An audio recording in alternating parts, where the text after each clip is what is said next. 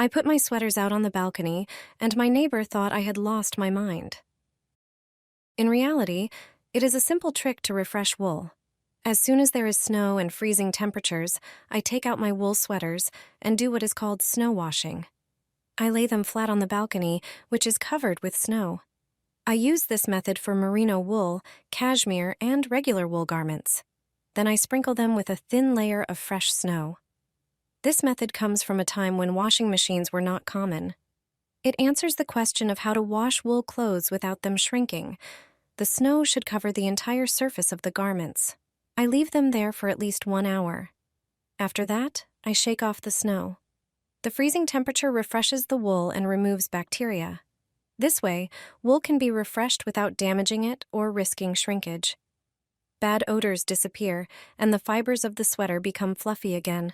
Then I lay the clothes flat on a drying rack, far away from the heater.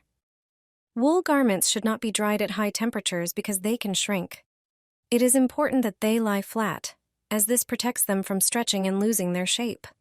Wool clothing should not be washed often, which is why I use this grandmother's method whenever snow appears on my balcony.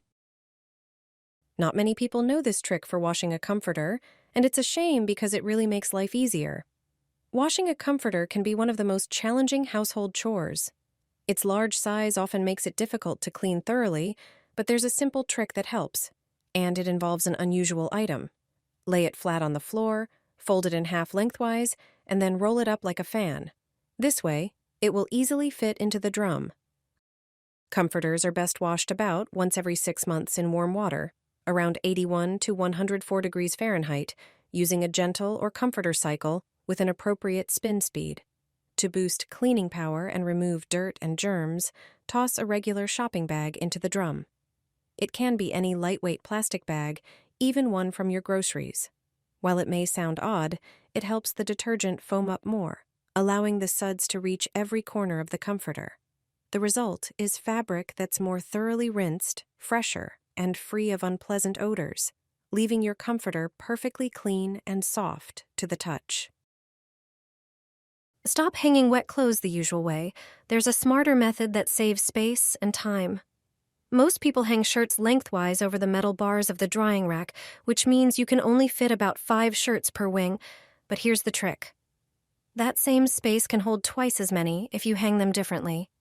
Grab each shirt by the bottom hem and clip it sideways across the width of the rack, not along the bars. Hang the next shirt right next to it, the same way. This way, clothes don't overlap so they dry faster and more evenly. With this method, you can hang up to 10 shirts on one wing. It's not just space-saving. Better air circulation means quicker drying. And here's a bonus. Shirts hung by the hem tend to straighten under their own weight, which makes ironing easier or even unnecessary. A simple change, but it makes a big difference. Never hang wet clothes the usual way.